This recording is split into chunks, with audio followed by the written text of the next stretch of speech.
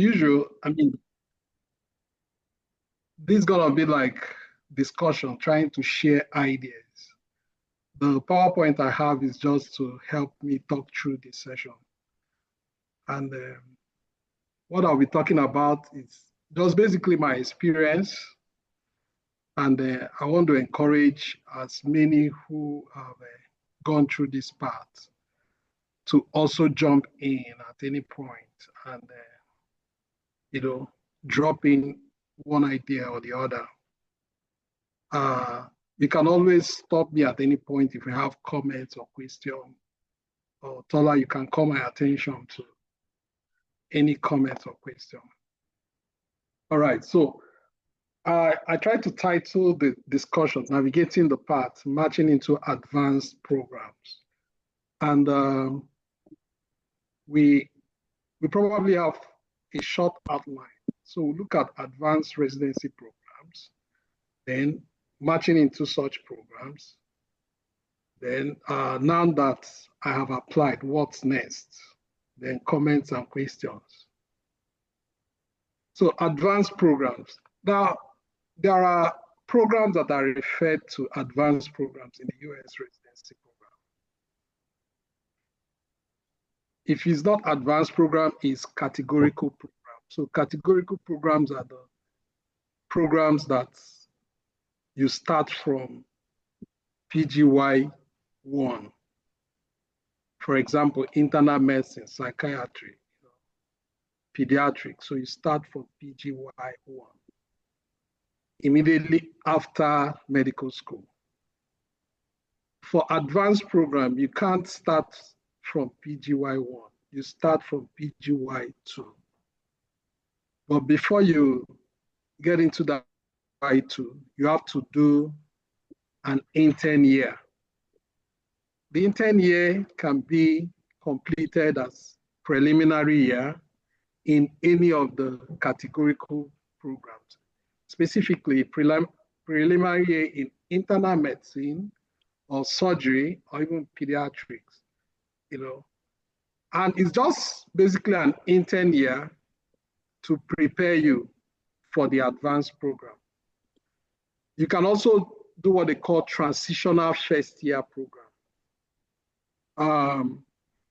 Preliminary year program focused. For example, if it's a preliminary year that is internal medicine, most of your postings would be internal medicine related. Then you can do the electives. Likewise, if it's preliminary surgery year, then you can do more of surgical specialties, then do your electives.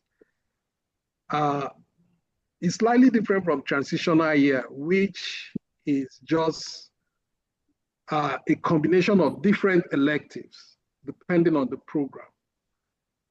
It doesn't have, transitional year doesn't have predominance of any categorical program. So you do almost like different rotations in surgery, in medicine, in any other elective that the program organized for you or you are interested in. Generally, transitional years are just like where most US graduates that are not sure of where they are heading to, they want to do that first and now decide if they want to go into any specific specialty. I ran into an ER resident one of the first years. I was discussing with him, I realized that this is the fourth year. He's an American graduate, a white guy. This is his fourth year of graduating from medical school. I was like, so were you having problems with it? He was like, no, that he wanted to do anesthesia, but he has not been able to get into anesthesia. But he has done 2 transitional years and 1 preliminary year. And so he now marched into ER and he wants to continue with emergency medicine. I was like, wow, that's interesting. So it's transitional year for them is just to be able to decide on what specialty I want to head to, that kind of thing. So for advanced program, you have to do the intern year, then the program starts from second year. And so the ones that are classified as advanced programs are the ones I listed here: anesthesia, dermatology, neurology, ophthalmology, PM&R, radiology, then radiation oncology, and nuclear medicine. I'm not sure if there's any other one, but it's possible. These are the ones that I found. Now, is surgery not an advanced program? Sorry? Is surgery not, I'm just asking, is surgery not advanced program? No, I don't think so. Except if anybody in surgery says otherwise. Okay. So for the advanced program, these programs are actually fewer. For example, if you take dermatology or PM&R, all over the United States, you don't have more than 150 programs. Like PM&R have like roughly around 120 programs. I know dermatology have like around 140 something, you know. But I'm sure the other ones are also few, probably below 200. Now, this is small compared to internal medicine, where you have more than 500 programs, or psychiatry, or family medicine, okay? These programs are generally competitive because of these reasons. One, the few numbers of programs. Two, the AMGs are interested in most of these advanced programs. Maybe not all of them, but majority of them. The interest stems from most of these advanced programs have good work-life balance. And of course, relatively, they pay well. And so American graduates will always want to, want to go into those programs. The other thing about these advanced programs is that they take very small number of residents. So for example, my program where I matched into in Cleveland Clinic, they only take 2 residents. So across the PM&R programs, for instance, you can barely find a program that will take up to 8 residents in each cycle. Likewise, dermatology, they don't take, if you have up to 10 residents, that is a very large program. Most programs will take like 5, 4, 6, 8, but not up to 10. So there are other reasons, but these are the reasons why I think these programs are kind of competitive. And if you are interested in them, then you have to kind of be strategic. You can't approach them like the other general programs, the categorical programs. You have to be more strategic in applying to these programs. Now, I'm going to talk about matching into advanced programs. I'll use myself as a case study. So I'm going to tell you what happened to me and how I was able to get into the program. So I'll just start with my background. I graduated in 2000. That's like roughly 20 years ago. Right? So when people say they are old graduates, I tell them that I'm part of the very old graduates. I mean, there are old graduates, but those of us that are in this category should be very old. So I completed home residency in Nigeria in 2013. Afterwards, I've worked in Nigeria as an internal medicine dermatology physician for about 8 years before I moved to the United States, a permanent resident. I got a green card, so I moved with the whole family. 2022. So when I arrived December 2022. So by 2004. Sorry? Yeah, I arrived December 2022. So by January 2023, I started looking for jobs. So I was lucky to apply for one of the research coordinator jobs. So the research coordinator job was at a rehab hospital. In the United States, they have rehab hospitals. This is not available in Nigeria or in most African countries. So the rehab hospitals are hospitals that provide inpatient rehabilitation.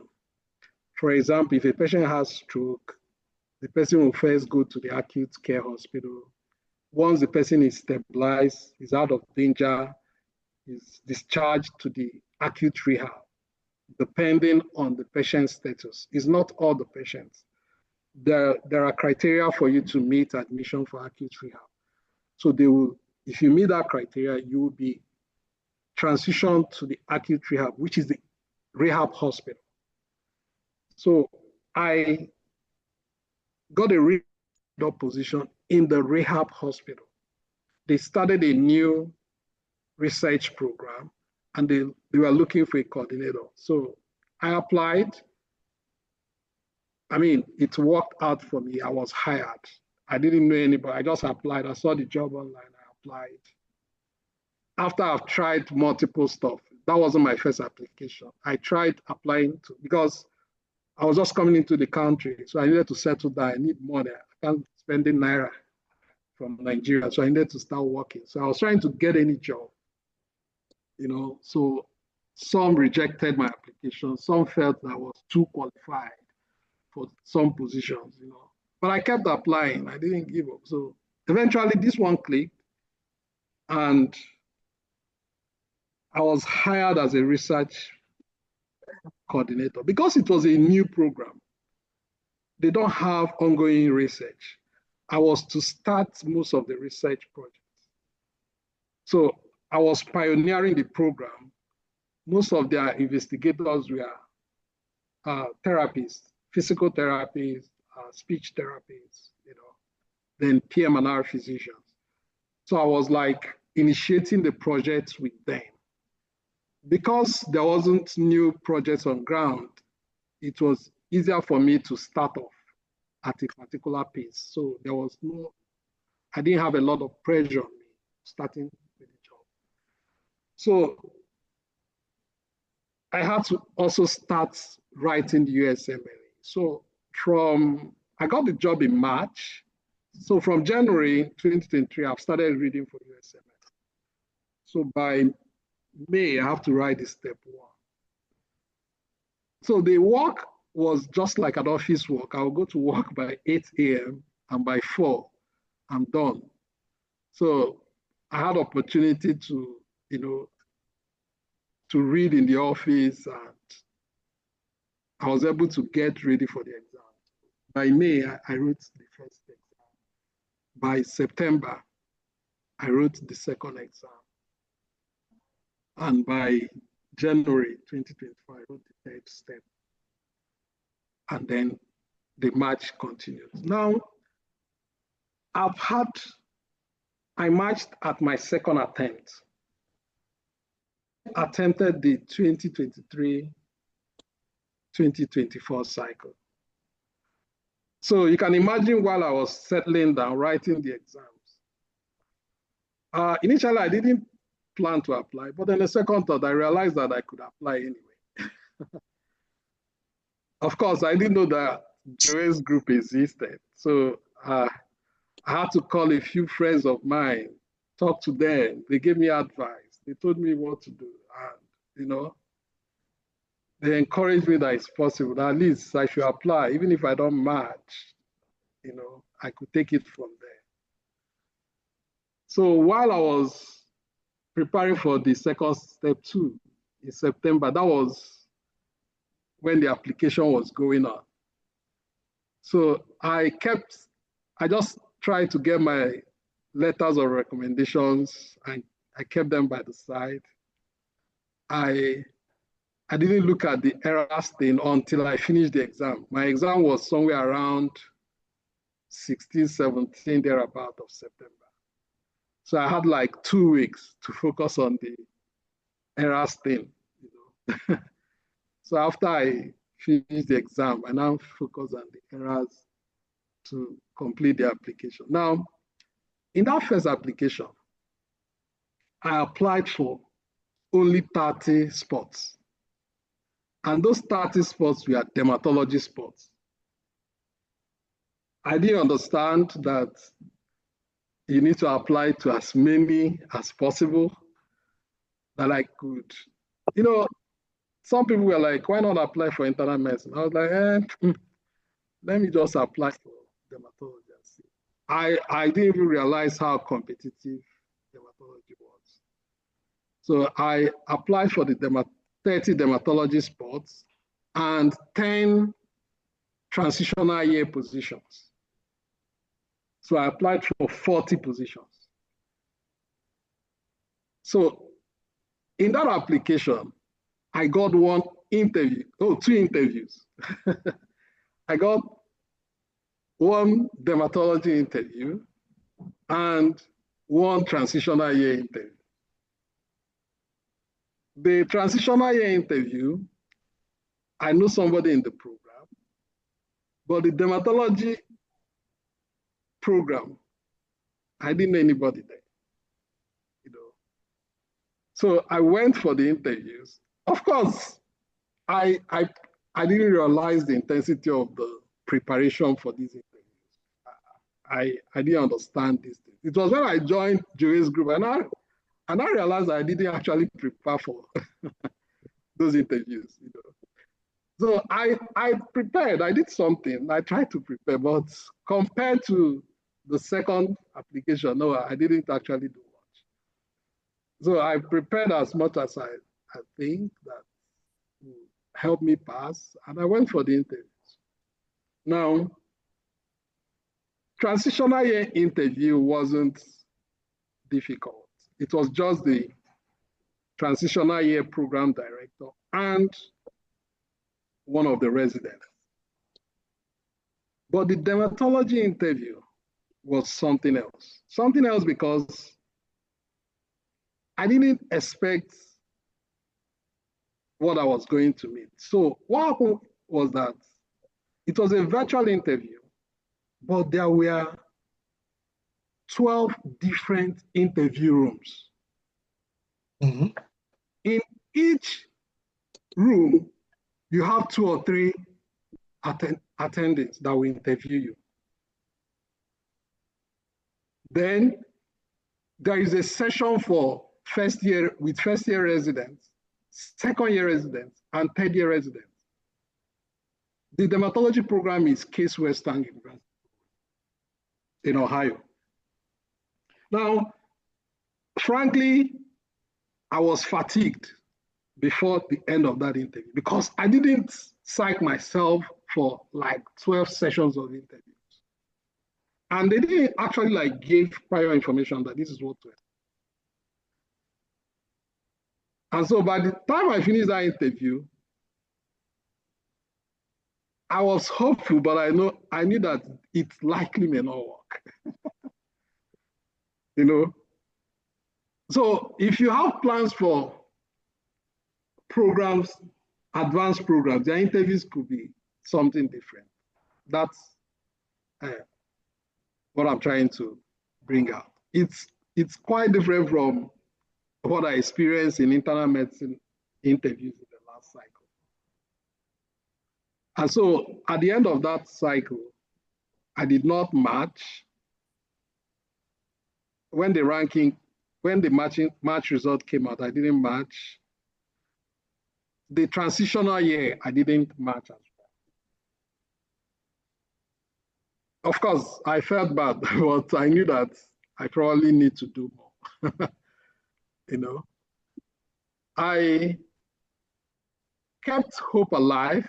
I started applying I applied during the SOAP. Even after the SOAP, I kept But this time around, I have to start looking for internal medicine. And I got one internal medicine interview in one of the programs in Southern Texas. It was a new program that year. You know, they interviewed me, but I think I wasn't also very prepared for the interview because I only realized these things the time I now joined Joe Group. I had interview preps for the life cycle, and I realized that those interviews I had there, I was answering the questions, but I could have answered them better if I had prepared, you know. So I was interviewed for internal medicine in that program, and eventually I didn't get matched. So after that, I have to. One of my friends now, Dr. Okoro, now linked me up to Joe Group. So, and I think the best advice or the best thing you can do for anybody preparing for this match stuff is to link the person up to. That's your meeting? Mm-hmm. I thought you did it on your computer. So the best thing you can do for anyone that you want that you want the person to match is to link the person up to the group. So coming to Joe's group actually helped me so much because I now realized that a whole lot of people are preparing and the effort that is going into this match thing. I was like, now, wow, I actually didn't do much in the last cycle, you know. And I now try to follow the advice, the meetings, you know. I just found myself trying to ask questions, you know, reach out to. I remember Cynthia was my mentor, you know. She reviewed the last I got, nobody reviewed my CV now. Nobody reviewed my personal statement. It was one of my friends that, you know, looked through it and all those stuff, you know. So, but this time around, then I had to get people to look at the statements, you know, the application stuff, and they all really helped, you know. So coming to this cycle, I followed the advice that I gathered from the group in terms of reviewing my documents and you know, making all the corrections. And I applied for internal medicine. I applied to like 100 because I was like, in this cycle, I have to match. So I have to spread the application. So I applied to like 90 something internal medicine programs. I applied to about 10 dermatology programs. And I applied to one PM&R program. I chose one PM&R program because I felt that if I'm going to match into PM&R, it has to be this program because I have a close tie with them. If I interview in any other PM&R program, they will question why I'm not interested in staying back where I was working. So my position as a research coordinator was in the rehab hospital. It's the Cleveland Clinic Rehabilitation Hospital. And the rehab hospital have direct relationship with the PM&R department in the main campus. So the PM&R physicians running the department, I kind of work directly with them as their coordinator if they are doing research in the rehab hospital. And so I kind of was responsible for their meetings, you know, every discussions we are having. So I was like within them. So somehow, if I'm going to match into any PM&R programs, it has to be this program. So I just chose just that one program. And so I, of course, informed them that I'm interested in the program. They were like, okay, if I'm interested, probably I have to do some shadowing so that I'll be sure that I like the program. So they organized a shadowing experience for me. So besides doing my research work, I had to join the ward round within the rehab hospital on every Thursday and Friday. I had to visit the main campus to be in the clinic to discuss patients and see how they do all the procedures. They do a lot of procedures. Join them in the procedures and just observe. So in the process, I got to have close discussion with the program director and all that stuff. So they were very supportive in my application, but they didn't give me the impression that it's gonna work. I had fears. I had fears because they only take 2 people.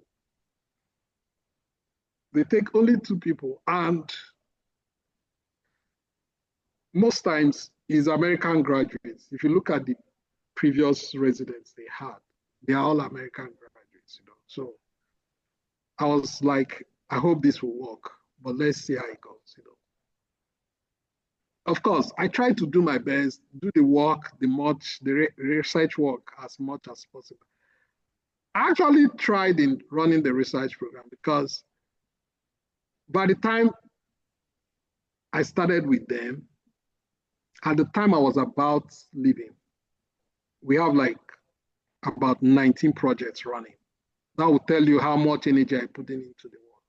We have about 19 research projects at different, stages. So they were really like impressed with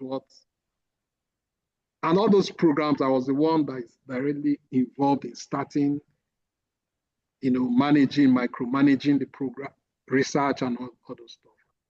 So they were really like impressed with what I've done for the program. And so besides the categorical programs, internal medicine, dermatology, and the PM&R, I also applied for preliminary year programs. I applied for like 10 preliminary years and 2 transitional years. So that will tell you how complex my application was looking, But I was trying to keep all of it together, If I'm gonna go for dermatology, if I'm gonna go for PM&R, I need the preliminary year or transitional year, or I could go for categorical internal medicine. So that was the plan. I had a lot of recommendation letters from here and there. So most of them from the US, because over the 2 years, I've got to meet a couple of physicians. So they were willing to recommend me and all those stuff. So when the application, we submitted the application, started waiting for interviews. So I got 6 interviews, 5 internal medicine, 1 PM&R, which was the program I applied to, 1 PM&R. I didn't get any dermatology interview this time around, So my internal medicine interviews, I had two from Ohio, 3 from Ohio, then 1 from New York, 1 from Chicago, So the interviews were fine. And because I prepared, so I was confident throughout the interview. They were all good. But during the ranking, I decided to rank the PM&R first because I felt that is the only way. I like the program, that is one, because it's a program that has a lot of interesting things I don't know a lot. I know a lot about internal medicine, but PM&R was like new. They do a lot of procedures that, back home, we don't do those things. and they were looking very interesting to me. So I felt that if I'm going to learn something new, I think I have to try to do this. So I decided that let me rank them first. Even if they don't rank me, if I miss them, I think I should still be able to get an internal medicine because I was confident that about 2 of the internal medicine programs went well. In fact, the program directors were like, they told me they are gonna rank 2 of them, So if one of them called me and said he's gonna rank, that he liked the way the interview went, that he's gonna rank me, I said fine, no problem. But I placed the PM&R first, and I was hoping that if that doesn't work, at least 2 of those internal medicine programs will work, So the PM&R worked. When the match came out, one of those program directors in internal medicine called, he sent me mail. He was like, what happened? That he actually ranked me, that even somebody that they ranked below me matched in their program. I told him that I matched the Cleveland Clinic, and that was how that discussion ended. So I matched into PM&R, but I didn't get a preliminary year. I didn't even interview in any preliminary during the main interviews. I didn't get any for preliminary year. So I needed to get either a transitional year or a preliminary year so that my match will be complete. So I have to go into SOAP for preliminary year or transitional year. So during the SOAP, I have to apply again to different programs. Yeah. I have to go through all the, vacant programs. I sent a couple of applications right there. Luckily, I had 3 interviews for preliminary year, 2 for preliminary year, 1 for transitional year. Out of that 3, one in Ohio, the Cleveland Clinic in Akron, where I live. I live in Akron, Ohio. They offered me a position. In fact, in that SOAP offer, I got 2 offers at the same time. I got 1 from New York, 1 from Akron, Ohio, at the same time. So I have to choose the one in Akron, which is the Cleveland Clinic in Akron. And so the match became complete. Because if I don't get our position, it will affect starting the advanced program next year. So I have to get it. But the good thing is that once you get the advanced program, programs that have preliminary and transitional year, they want to take you because they know you're not going to stay with them. So they'll be willing to offer you the position. So during those SOAP interviews, they were like, oh, you see, you already matched. So it would be nice if you can come on board, So I was like, yeah, so I'm interested, But luckily for me, the offers came the same time because if the New York offer had come before the Ohio offer, maybe I would have taken New York, and that would mean I have to leave my location. So everything worked perfectly, got designed kind of such that I now matched. At the end of the match, I have preliminary year in Cleveland Clinic, Akron General, and then 2nd year advanced program, Cleveland Clinic, main campus in Cleveland, which is like 30 minutes away. And so I didn't need to move anywhere. I have to just stay in my house and start the program just to wait. And so that was the story of how I got through this cycle and I matched and I've started the program. So now we've done like 3 months and that's what it is. Does anybody have any question at this point?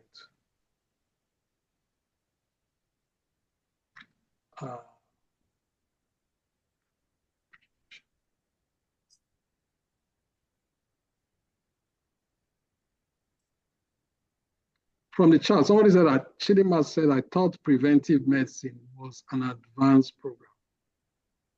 Frankly, I don't know. You may need to check out that. I don't know if preventive medicine is an advanced program. Emily says, I have two questions regarding NRMP registration.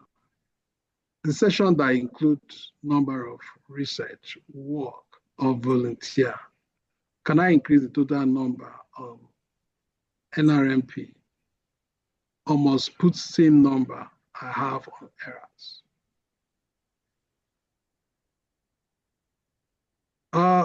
I don't think I understand this question, but if anybody can respond to that, that would be great.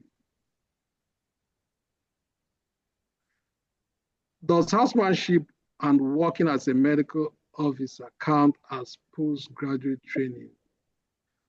No, that doesn't count as postgraduate training. They are like your work experiences, but not postgraduate training. So the first question by Emily, does anyone want to attempt that? I don't know the answer to that question.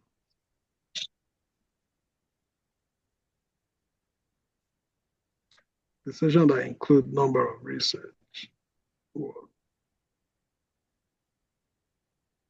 Was I saying?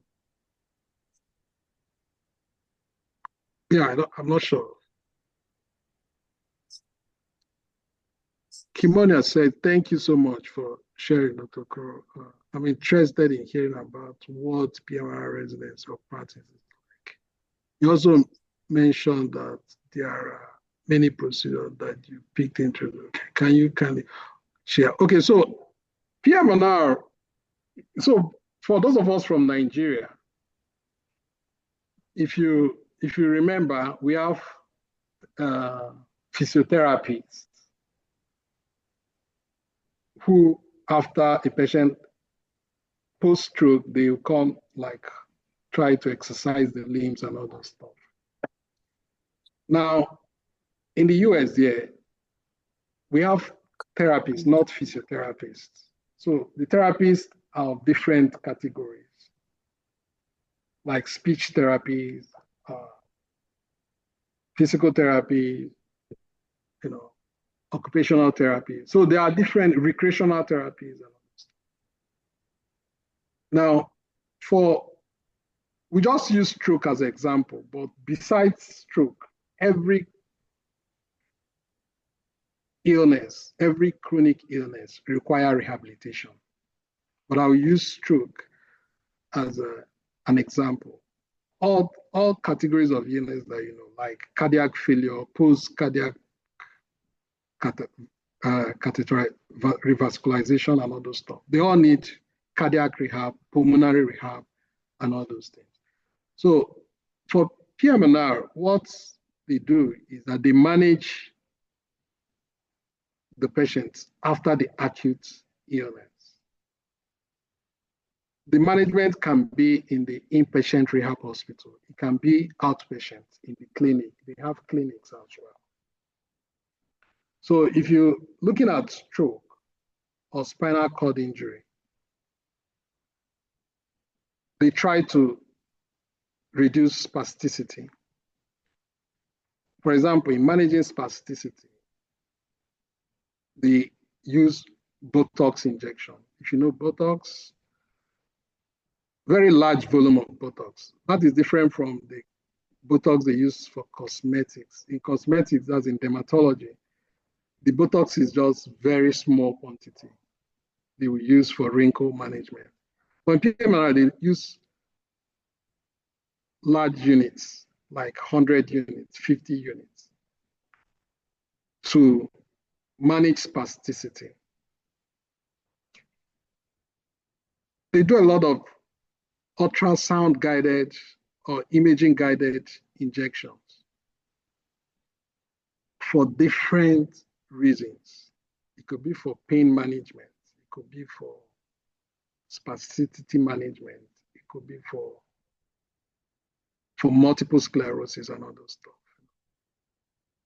Now, for the first time, I saw what they call baclofen pump. So baclofen pump is, they place it somewhere in the spine, the neurosurgeon will place it, but the PM&R guys will manage it to ensure that, so people who have like spastic limbs, if you place a baclofen pump, that will be releasing baclofen at specific time interval. Gradually, it reduces the spasticity, and the person could almost like walk normally, you know. So a whole lot of stuff. That's what they call exoskeleton. So the exoskeleton is like if you have spinal cord injury or you have dense hemiplegia, as in hemiplegia, you can't even move at all. So if they place you in the exoskeleton, even if you can't move at all, the skeleton is able to help you move.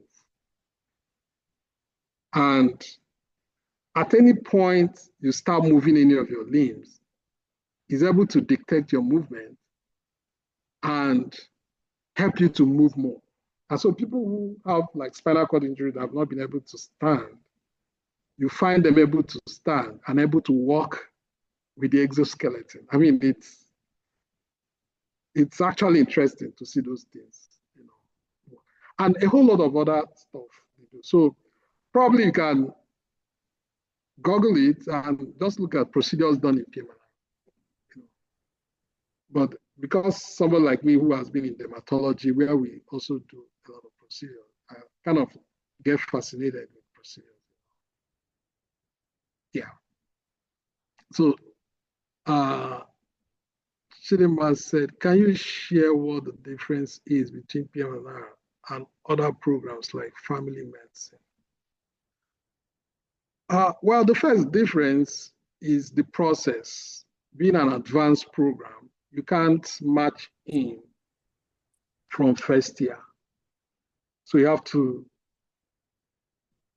get a preliminary year or a transitional year.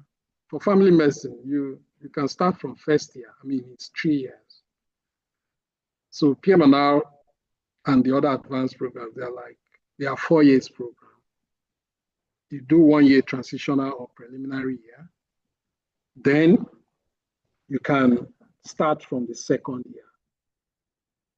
If you're talking about the content of the program, the content is different because PM&R focuses on rehab. They don't function as primary care. No.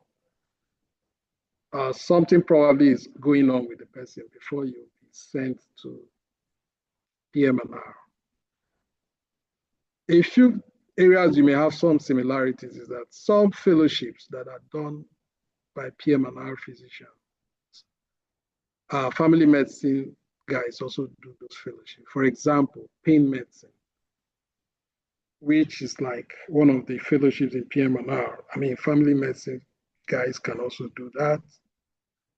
Sports medicine, which is also a domain of PM&R, family medicine can do that. So, I mean, these are just like a few other similarities. In addition, PM&R cuts across pediatrics and adults. So there is pediatric rehab and then adult, just like family medicine cuts across different groups. But the focus of PM&R is after an event have happened. Family medicine tends to look at primary care and all those prevention, which is not a core part of PM&R. Okay.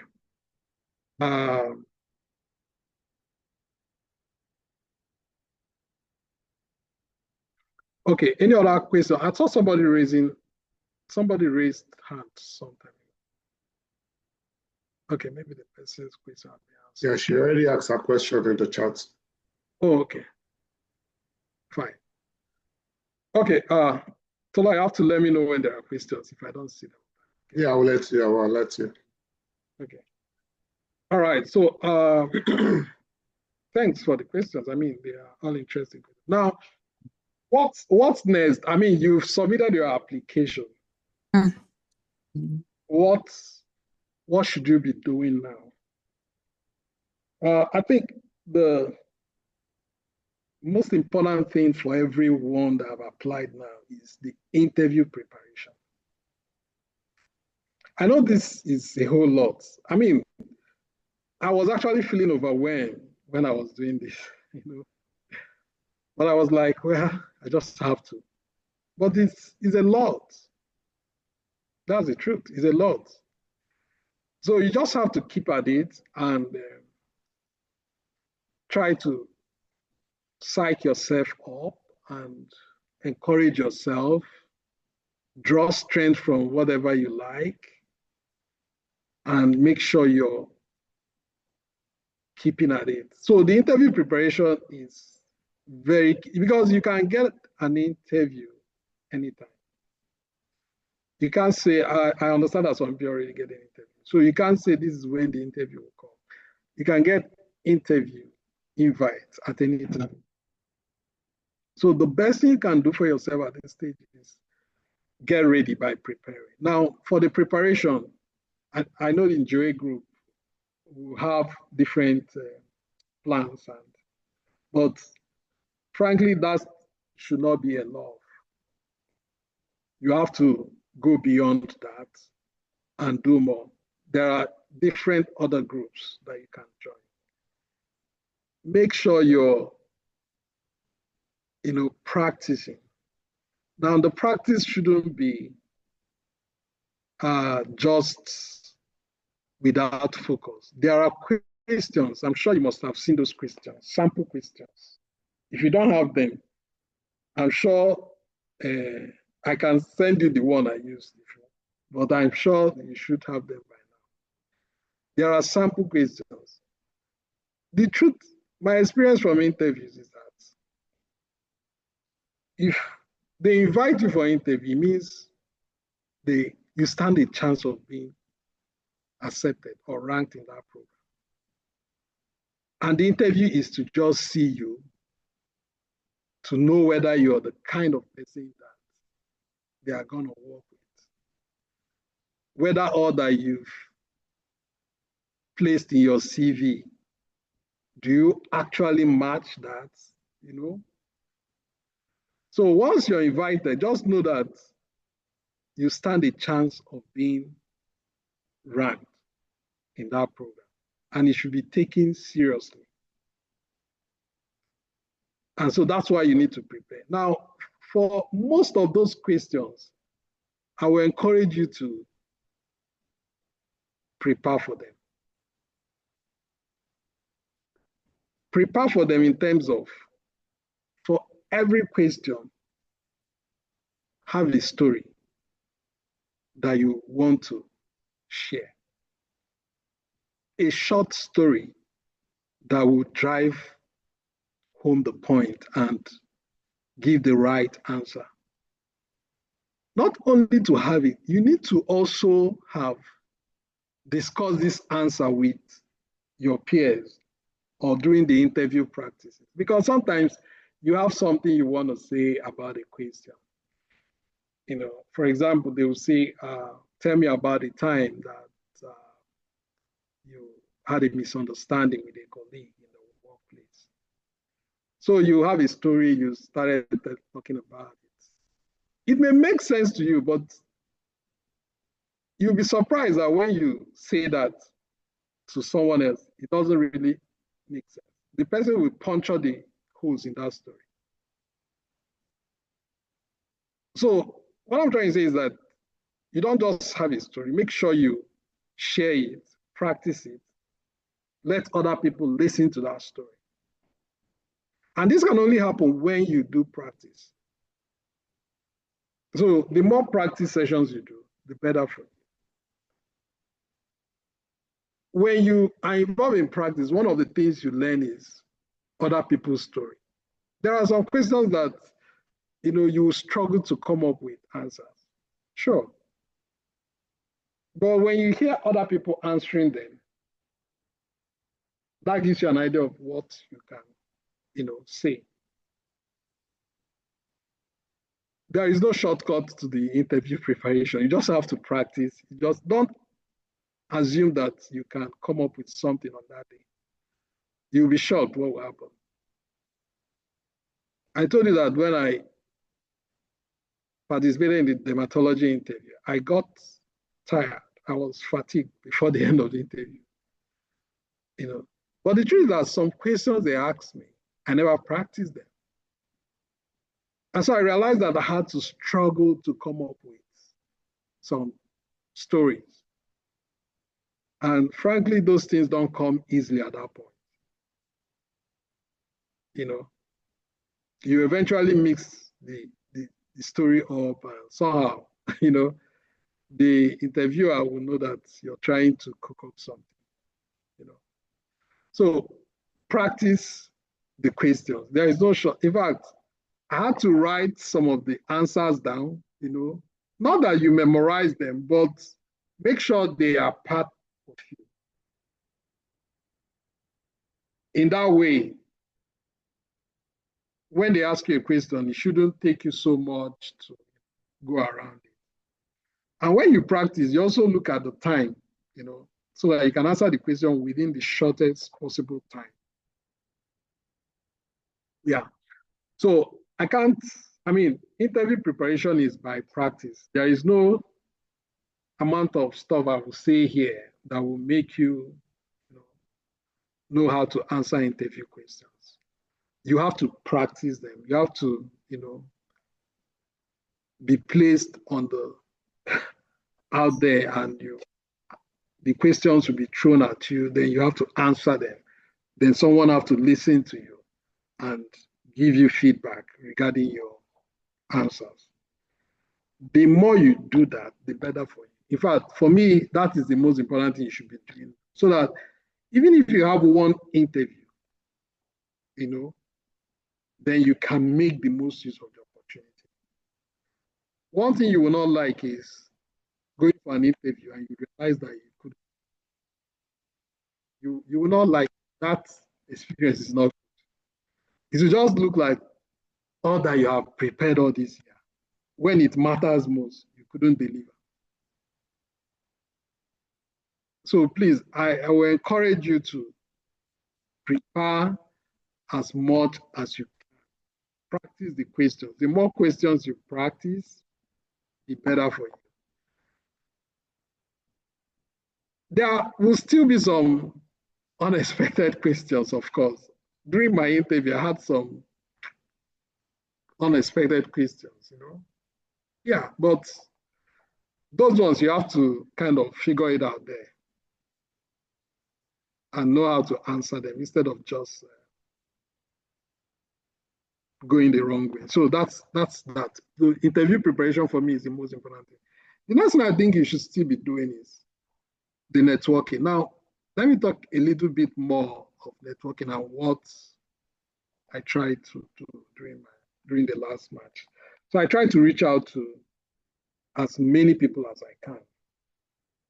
As an old grad, networking is very important. Out of the 5 interviews in internal medicine that I got,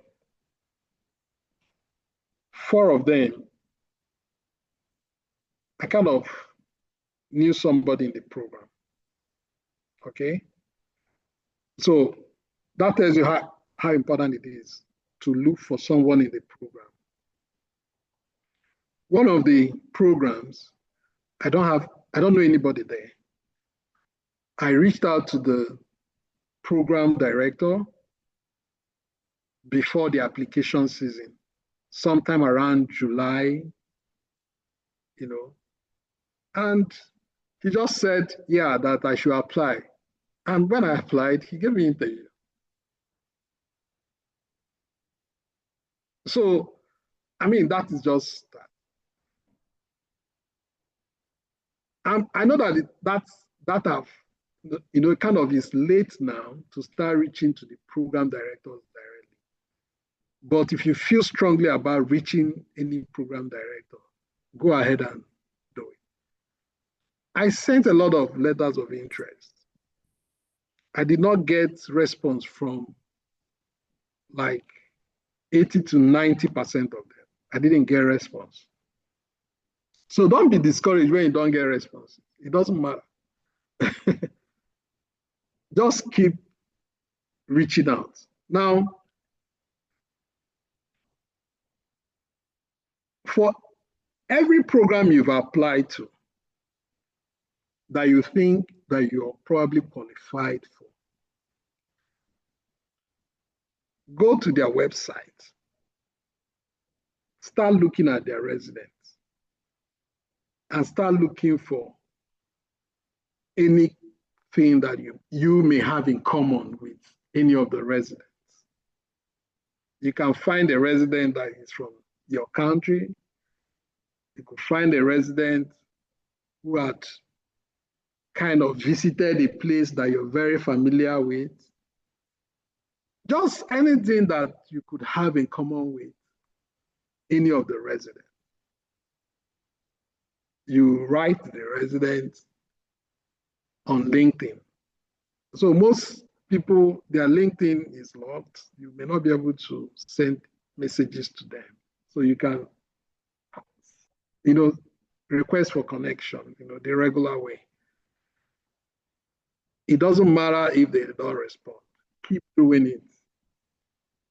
One thing I've learned in the process is that you can never say who God is going to use to help you. That's just the truth.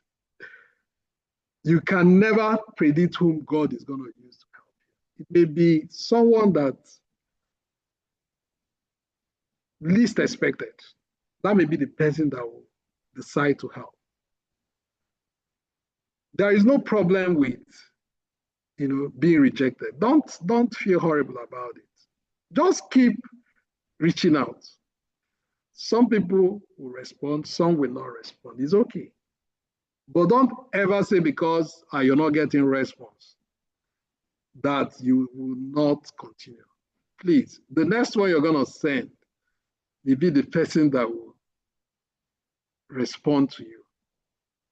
So if you go on LinkedIn, request for connection, send message to those. And once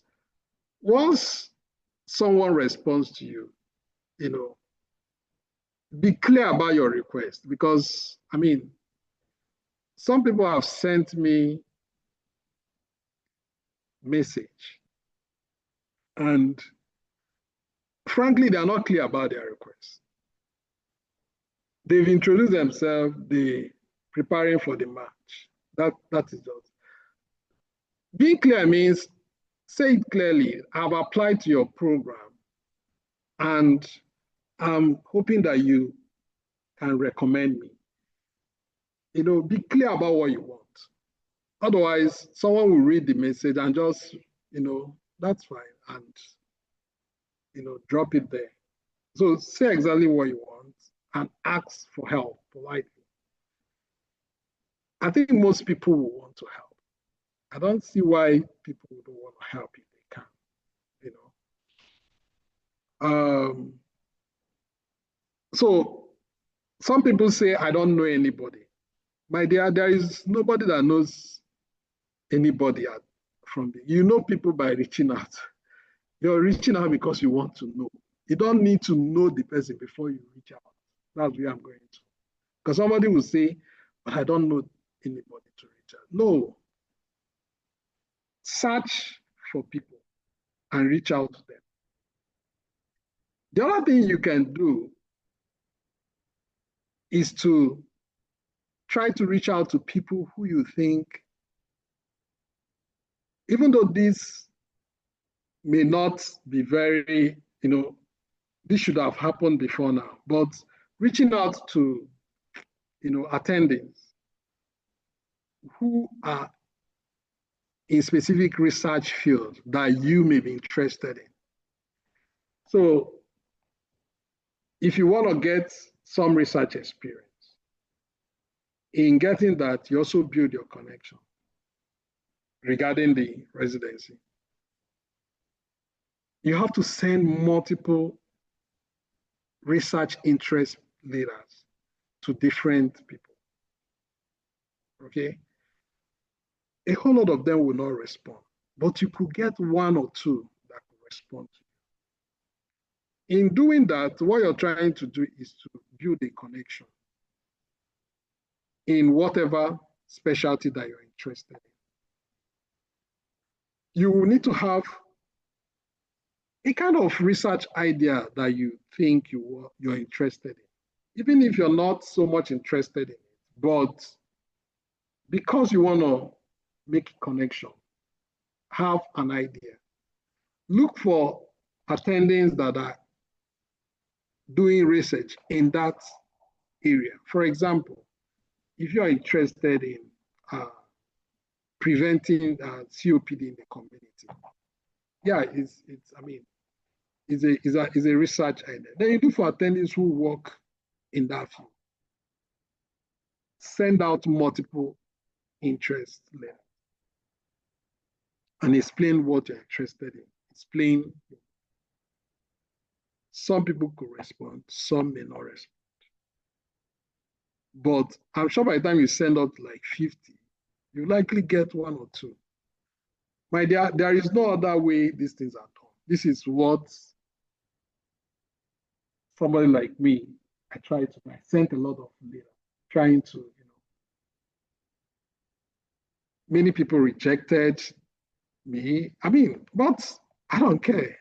I know what I was trying to do. So I will encourage you to do that. So networking is important. Now, you can also try to get your step 3 within this period, because during the interview, some programs will ask you about step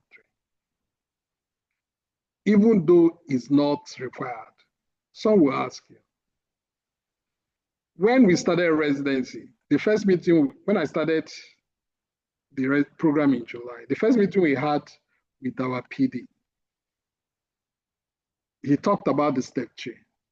And he was like, yeah, it's good that some of us, like this person already have the step. And that tells you that, yes, it's not part of the criteria, but they recognize it. They feel that if you already have it, they are more comfortable with you. So if you don't have step 3, you can start planning to write step 3 as soon as possible. Don't write and fail. Make sure you're ready so that you can pass, because it's better you pass than going there. Okay. If you want to write step 3, ask questions. There are softwares for preparation. They are readily available. You just have to pay for them. You can use them to get set for it. The other thing I think you can be doing now is researching the programs further. At your free time, look at the programs that, especially the ones you think you likely get interviewed for. Look at their websites. Look at more details around the programs. I know some of us have not exhausted you can still apply. Yes, the deadline is over, but programs have started looking at the application, but you can still apply to other programs. So use this period to still, search out programs. For those you think you will likely get interviewed, search out the programs further to understand more about the program. Because, the constant question in interviews is, why are you applying to their program? What interest do you have in it? So you need to research the program more. Now, in researching programs, you can still find a program that you think you need to apply to. Still go out and apply. Because most of these programs, they will send out interviews. They will realize that a couple of the interviews they sent, the candidates rejected the invitation. So they have to send another batch. So it's a dynamic process. So you can still apply to a program. So some programs, they are deadline for application is still in the future, like it's still like in October or November, or even up to December. So even though they've started reviewing the application, you still have room to apply. So search out the programs. If you see any program you think, hey, that this program looks interesting, or you have one connection with the program, then go ahead and apply. Then, of course, the letters of interest. The letters of interest are something that is like you always try to send it. Now, some programs will say categorically that you shouldn't send any letter to them. For me, I try to respect that. I didn't send any program that said, don't send any letter of interest. I don't do that.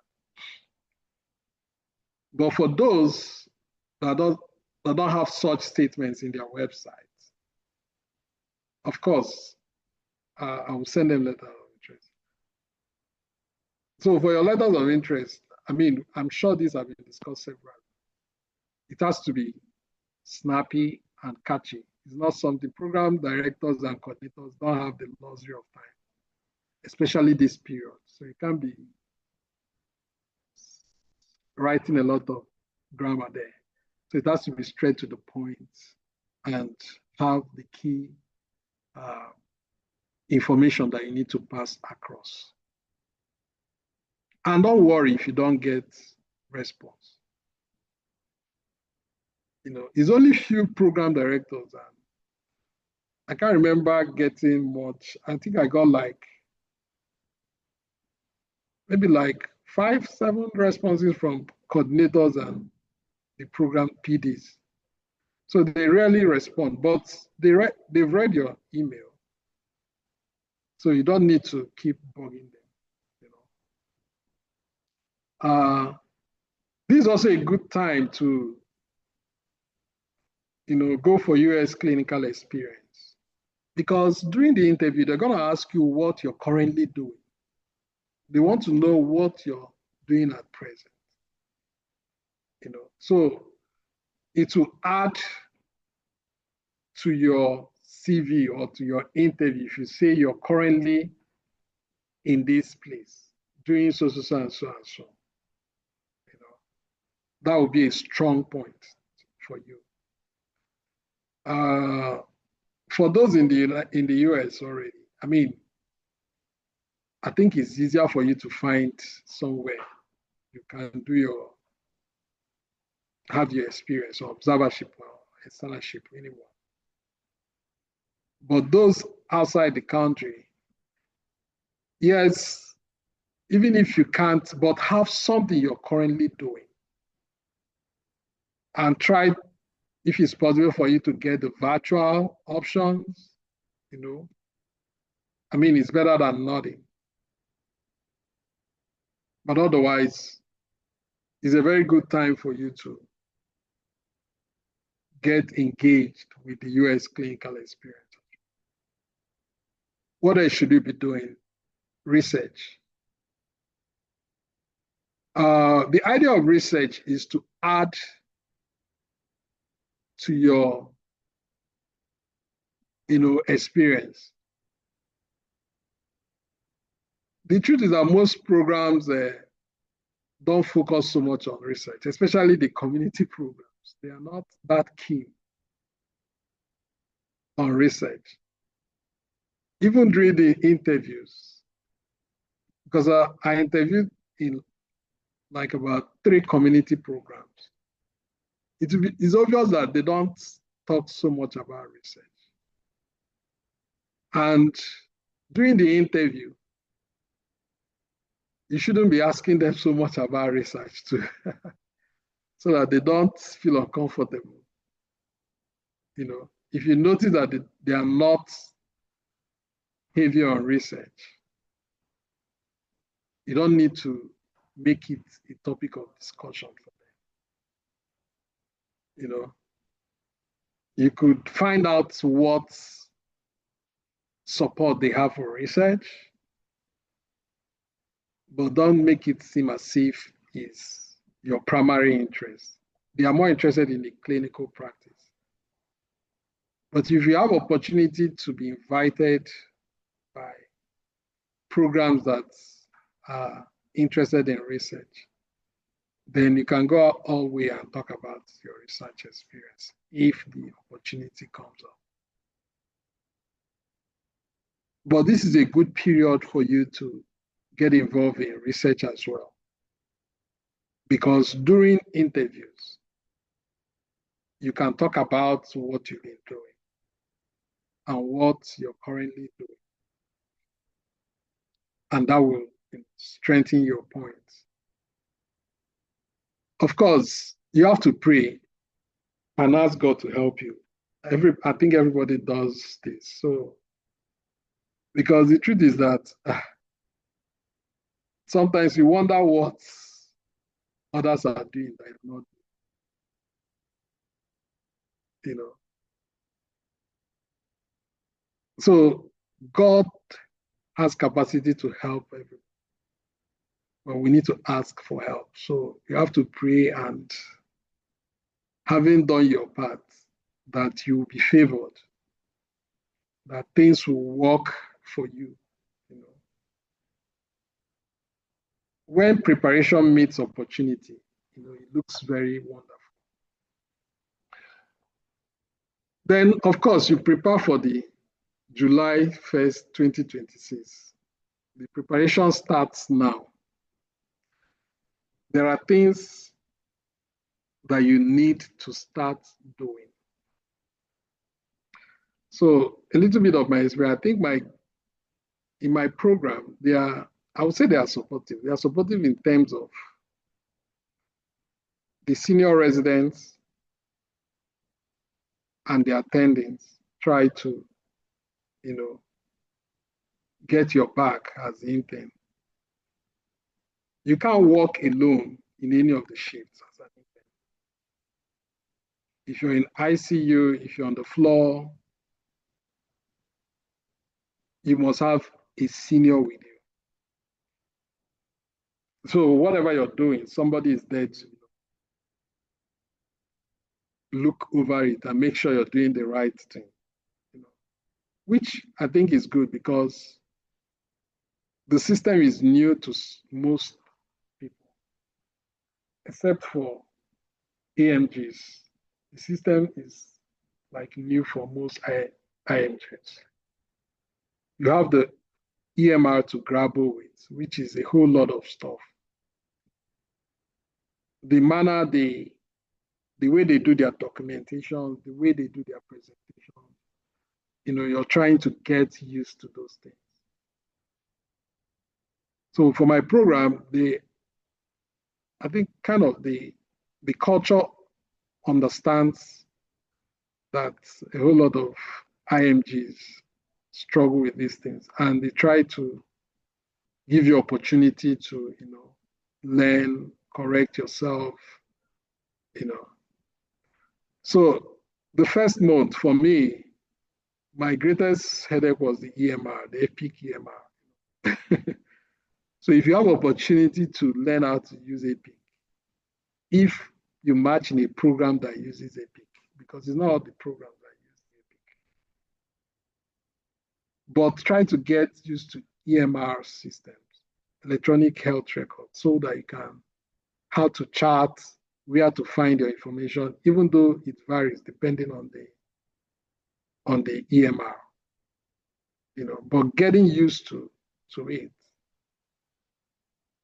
to an extent to be very helpful. So for me, it was like my major challenge, navigating through the EPIC EMR. But gradually, if I look back, I'm glad that I've made significant progress. So it's a win-win when you apply yourself to it, with the support of your seniors. Gradually you get more confidence, then you improve. So this is a period that you can look for opportunities to learn about EMR if you've not had that experience. Also, well, there's no way to, but just know that as you get into the system, you learn to work more in a team. Like for us in our team, we have like, of course, nurses are there, but we have pharmacists working with us. You begin to learn how the system works. A lot of, so here they have what they call care managers, you know. Then you have the therapists. Back home in Nigeria, as the physician, you see the patient, you decide when you want to discharge the patient. But here, in our hospital, you need the therapies, the speech, the occupational therapies, and the physical therapies to evaluate the patient, to even decide whether the person is going home or going to the skilled nursing facility or going to acute rehab. And the care manager have to come in to plan for the discharge and all those stuff. So it's not just straightforward. So you have to just get to learn some of the system, but it's only when you start that you begin to learn those things. So, but I think the electronic health record is something that you should try to start getting a feel on. Look for opportunity to see how it works and start getting a bit comfortable with it. Because for me, that's one of the things that gets one to struggle a little when you're starting. Yeah. So I think there are some questions. Yes. Somebody else asking here. Thank you very much, Dr. Okoro. That was a very great presentation. And I'm sure a lot of us now have a better understanding of PIM and NARA, especially as it relates to applying to advanced programs. And before now, I used to think PIM and NARA was similar to physical therapy, but thanks for that clarification. So somebody asked here that I heard it's against the ERAS policy or something around that it's against the ERAS policy to reach out within 1 week of application. How true is that? So I'm trying to look at the question. So Mike asks how many, I think I've said it, how many invites did I get from my internal medicine? I got 5 invitations in the second cycle. Nadra said, would you please give us an example how to put a story in that limited time? Okay. So one of the questions they could ask you during the interview is, tell me about a time when you had conflicts with your colleague in the workplace. And so I know that one of the stories I coined is that in my first year, during my internship back home in Nigeria, we were asked to plan for an intern get together. And so myself and one of my colleagues were in charge. And so we couldn't agree on how the kind of dishes we're going to serve during the get together. My view was that we should do a kind of a potluck and encourage people to bring in stuff. But she felt that we could use one of the fast foods restaurants for the event, which I think would be expensive because we had very small budgets. And so I decided that we're gonna probably sample the opinion of the interns and see what we could all agree on. And so I put together a survey and send it out to the group. At the end of the survey, of course, majority agreed that we should do the potluck. And that was how we went ahead with the event, and the potluck was interesting, and we had all different kind of dishes. And at the end of the day, everybody enjoyed the get together. And so, coming into the program, I will find ways that I will easily solve or deal with misunderstanding or conflicts between myself and my colleagues in such a way that we will not allow it to degenerate and be able to go on with our work, taking care of our patients. Yeah, so this, what I just said now is one question, and the way I try to answer it during the interview. Of course, I'm saying it relaxed, in a relaxed way. But of course, you have to sit up properly and, kind of bring in life into it. So that's what I mean by, it's for Nadra who was asking an example of a story. So you should find a story that tries to explain what happened, what you did, and what was the outcome. And then try to relate it to the program. Don't just leave it hanging. You know what I mean? Yeah, so you have to craft a story. Crafting some of these stories is not, because the way the question they expect you to tell a story, they say, tell me about the time, So you have to say something, not just a short page. Just try to, within the short time, come up with something. Okay. Sorry, I'm trying to find the questions again. Should we include stories to show our strengths or weaknesses? Yeah, I mean, strengths and weaknesses is, the other question that they asked me was, in recent time, what have I done that I think I'm very proud of? So I told them about how I started a research program at the rehab hospital and the impact that I have had in the rehab program, and that I was very proud of the outcome and others. So for both your strength and your weakness, you just have to form stories that are based on your experiences. Sometimes you may not find anyone, so you have to just craft one. That's the truth. Then Ejiro said, I heard that it's against the ERA's policy or something around to reach out within 1 week of application submission. Okay, how true?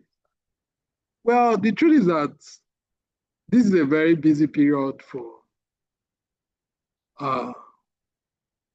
PDs and programs. Most of them may not have the time to reach out, but I don't think it's an ERA's policy. If I can remember, I think it's program specific. Some programs don't mind, while some programs will they will state it clearly that you shouldn't reach out.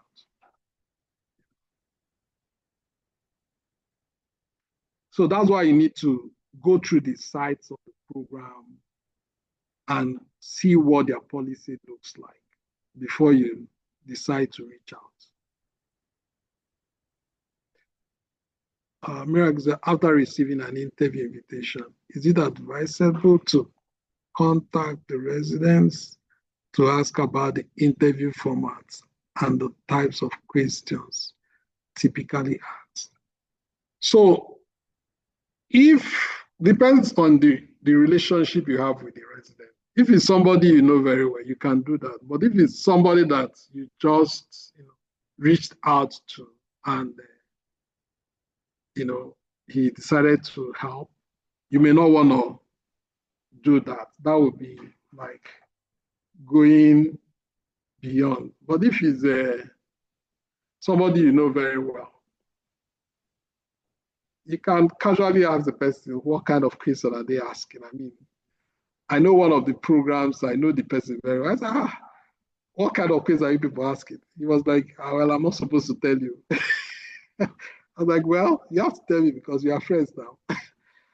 So, that's because of the relationship. But if it's someone that It's just, no, you don't need to do that. It's enough for you to get the interview.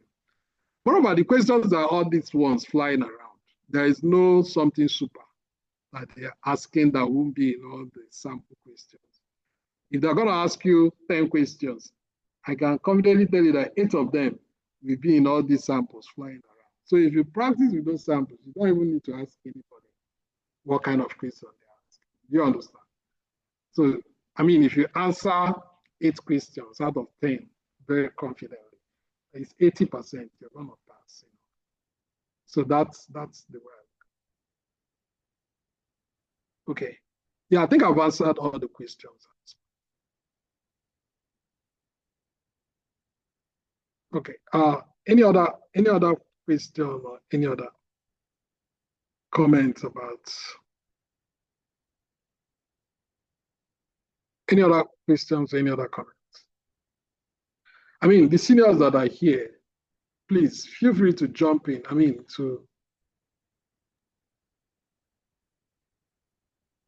we have somebody raise their hand. Dr. Ni Ayikwe, please go ahead and ask your question. Okay, thank you very much. Dr. Okoro, thank you so much for this wonderful presentation. My question is, I don't know whether I'm jumping the gun, but during the time when you make the rank order list, now if you apply to, let's say, a categorical program like internal medicine, and you've also applied to an advanced program, how do you rank them? Let's say, because obviously you want to match into the advanced program. So how would you go about doing this?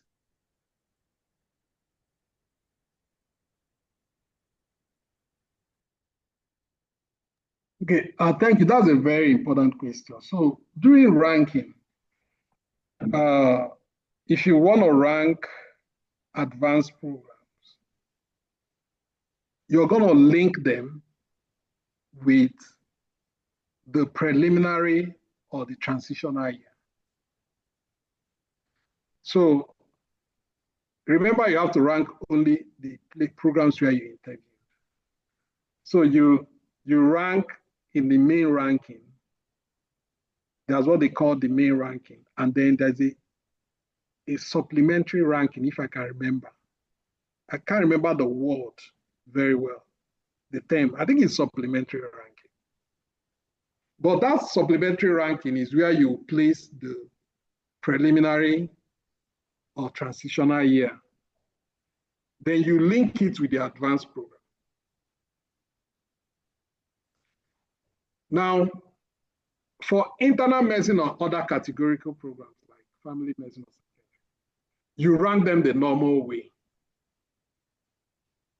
So if you choose to rank the advanced program first, then you put, for me, I place the PM&R first, and then, because I didn't interview in any preliminary year or transitional year, I didn't have anyone to link. But when I interviewed for dermatology, the first cycle I participated, I ranked the dermatology and ranked the transitional year supplementary and linked them. I also ranked the transitional year as a separate program because my thinking was, should I miss the dermatology? It's possible the transitional year could just fit me. Unfortunately, none of those happened, okay? So that's the way the ranking is done. I don't know whether that's clear to you. It is. Thank you very much. Okay. Hey, Dr. Okoro. Dr. Nadley, go ahead and unmute yourself, please. Hi, good evening, everybody. This is in relation to Dr. Miracle's question that he asked about, is it advisable to contact the residents? I already replied, but I just wanted to say, for me, I think it pays if you go to the program website and you see, like, if they have Nigerian residents, you could actually ask them, you could get friendly with them. Maybe the very first conversation, you don't have to go you don't have to go into the story of, oh, what questions did they ask? you can make friends with them. Then maybe your second conversation, you can just go like, what kind of questions do they ask during your interview? For me, I had the interview I got from one program. I think most of them they were Nigerians. So I was able to get the questions from all of the residents, the ones that were Nigerians. But you can't do the same thing. You know, sometimes the way, I don't want to say white people, sorry, I don't want to say that, but you know, we have different cultures. So you have to be very careful, like asking other people who are not from our cultures, you know, about questions for the interview. So you have to like weigh your options very well and just be very cautious. Yeah, thank you.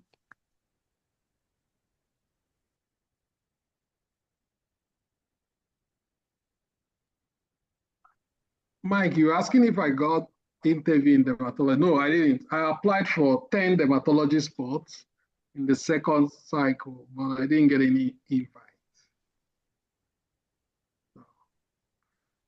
The truth is that so after the first cycle, the dermatology interview that I wasn't ranked.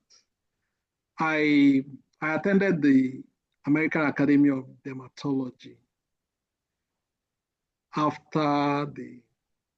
that was just before the ranking. Interestingly, I saw the APD and one of the guys that interviewed me during the interview, and they remembered me, you know. They were like, how did it go? You know, we talk generally, you know. So after the ranking, I reached out to the PD. She said clearly that it's difficult to get in without working with any of them. In fact, she said clearly that I need to go do research or work with any of the fellows, any of the attendings. Sorry, not fellows. And so I gleaned from that, you know, for this advanced program like dermatology, you have to first get in around them. So if you are interested in them, or if you know anybody who is interested in them, first get your foot close to them because they are safe. I mean, they are more comfortable, you know, taking somebody whom they have worked with than just bringing somebody from nowhere. So if you have such plans, if you're interested, you may need to start finding your way to get to the doorsteps. Most people will do that through research. They will, just the way I worked as a research coordinator with the rehab hospital, most people will do research in the dermatology program for 1 or 2 years before that will happen. In fact, when I didn't match, there was a program in the dermatology program in, what's the name of this place? Dartmouth is, which state is Dartmouth again? It's in the northeast. This is in New Hampshire. Yes, New Hampshire, thank you. So the dermatology program in Dartmouth, they wanted to offer me a research position, but they said it's 2 years. And because I've not done like a preliminary year, they don't know, they can't confidently say I'll be able to get a position after the research. Because even if you do the research, you have to still do preliminary year before you get into the program. Does that make sense? So you have to think about all this in case you're interested in some of these advanced programs. Most American graduates will do preliminary year, then they will join the research, and then match into the program. Those that couldn't match in directly,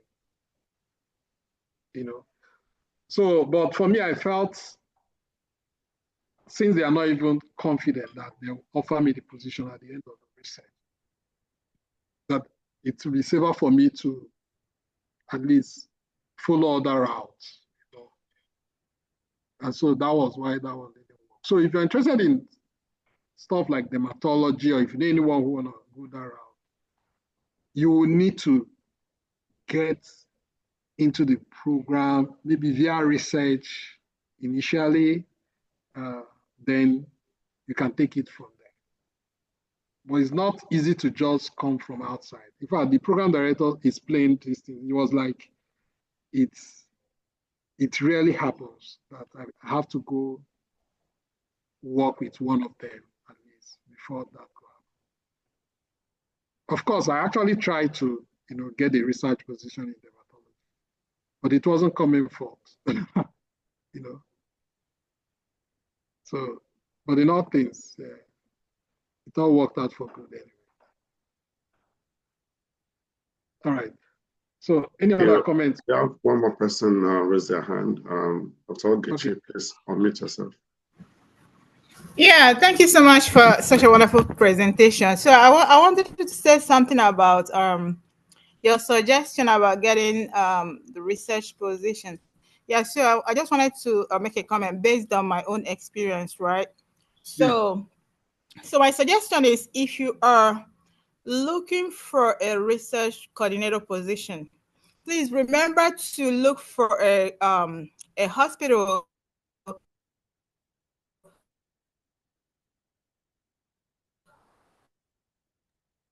We can't hear you. You're breaking. For 3 You're breaking up. 3 years. Can you say that again? Sorry?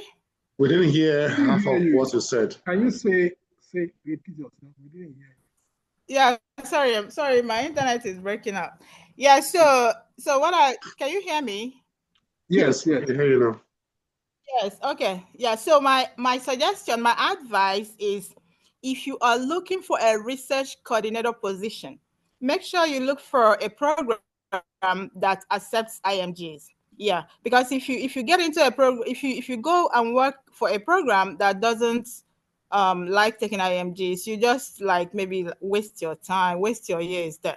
So I worked for 3 years, and at 3.5 years at Baylor College of Medicine. So I tried getting into their residency. I tried their internal medicine, tried their pediatrics, family medicine.